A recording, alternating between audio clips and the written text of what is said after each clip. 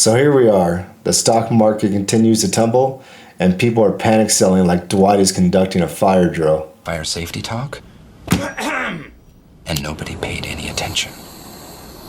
It's my own fault for using PowerPoint. PowerPoint is boring.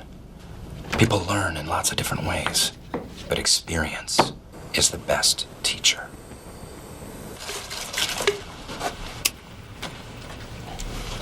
Today, smoking is going to save lives.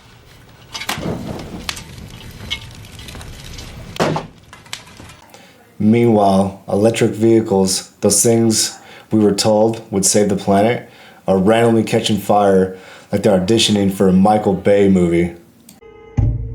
After dozens of violent incidents like this against Teslas across the country, tonight the FBI announcing it's launching a new task force comprised of counter-terrorism agents to investigate who's targeting dealerships, cars, and charging stations. And you're sitting there, gripping your little phone, wondering, should I sell everything and move to the woods? Go ahead and ask me if you should do that. You ask me if I care. Come on. Ask me. Go ahead, ask me if I care. All right. Do you care, Jim?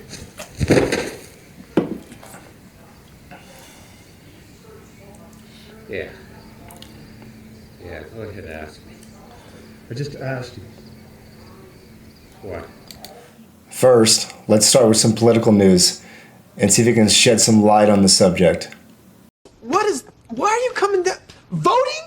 Who am I supposed to vote for? Am I supposed to vote for the Democrat who's going to blast me in the ass, or the Republican who's blasting my ass? Politics is just all one big ass It is blast. a coast You're to gonna coast hit your ass blast. nationwide. That was very insightful. How about we turn to some Hollywood news and see what they got to say on the subject? I mean, you know, the original cartoon came out in 1937, and very evidently so. There's a big focus on her love story with a guy who literally stalks her. Yeah. Weird. Oh, that was the wrong clip. Here's the right one. To me, Captain America represents a lot of different things, and I don't think the term, America should be one of those representations. Well, thank you again, Hollywood actors, for all your insight and wisdom. How about we just move forward and look at some clips on what President Trump said just recently about tariffs and what he said about 30 years ago talking to Oprah. In a few moments, I will sign a historic executive order instituting reciprocal tariffs on countries throughout the world. Reciprocal, that means they do it to us and we do it to them. Very simple. Can't get any simpler than that. You took out a full-page ad in major U.S. newspapers last year criticizing U.S. foreign policy. What would you do differently, Donald? I'd make our allies, forgetting about the enemies you can't talk to so easily, I'd make our allies pay their fair share. We're a debtor nation. Something's going to happen over the next number of years with this country, because you can't keep going on losing $200 billion, and yet we let Japan come in and dump everything right into our markets and everything. It's not free trade. If you ever go to Japan right now and try to sell something, forget about it, Oprah. Just forget about it. It's almost impossible. They don't have laws against it. They just make it impossible. They come over here, they sell their cars, their VCRs, they knock the hell out of our companies. And, hey, I have tremendous respect for the Japanese people. I mean, you can respect somebody that's beating the hell out of you, but they are beating the hell out of this country. Kuwait, they live like kings. The poorest person in Kuwait, they live like kings. And yet they're not paying. We make it possible for them to sell their oil. Why aren't they paying us 25% of what they're making? It's a joke. Tariffs are nothing new. They've been a go-to economic tool since the early days of the United States. You're grabbing. Tools! Duct tape, zip ties, and gloves! I have to have my tool! In fact, one of the first acts of Congress was the Tariff Act of 1789, designed to generate revenue for the federal government and protect budding American industries. Over the years, tariffs have been used for everything from protecting domestic manufacturers to retaliating against unfair trade practices. From the Smoot-Hawley Tariff of 1930, which arguably worsened the Great Depression, to Reagan's tariffs on the Japanese electronics in the 1980s, and Trump's tariffs on Chinese imports in the late 2010s. It's a cycle of imposing tariffs, dealing with consequences, then arguing about them decades later.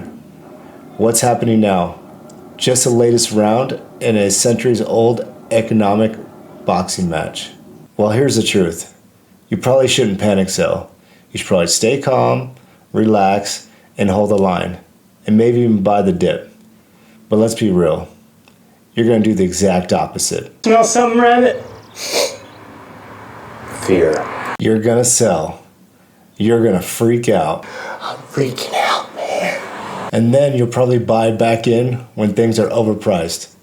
Let's come up with an example so you can wrap your brain around it. The pair of Nike shoes you've had your eyes on goes on sale, and you're too scared to buy. That doesn't make sense, does it? Selling now is like abandoning your cart during a clearance sale. First thing that can go on them is the wheels. That there one's no fucking good. Bearings are gone. Might as well get rid of it right now. So here's where we stand. The stock market is down, panic selling is rampant, and headlines are making it sound like the sky is falling.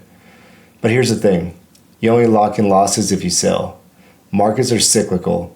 Volatility is part of the game. If you panic and sell now, you're not just taking a hit, you're guaranteeing one. Selling during a downturn is like buying high and selling low. It's the exact opposite of what every successful investor aims to do. The reality is, downturns are inevitable, but history shows us that the market always recovers, sometimes faster than anyone expects. Holding your investments during tough times requires discipline, but it's what separates successful investors from those who end up chasing the market always steps behind. Instead of letting fear drive your decisions, take this time to reassess your strategy. Are your investments aligned with your long-term goals? If so, staying the course might be the most prudent move. Remember, panic is temporary, but financial regret can last a lifetime.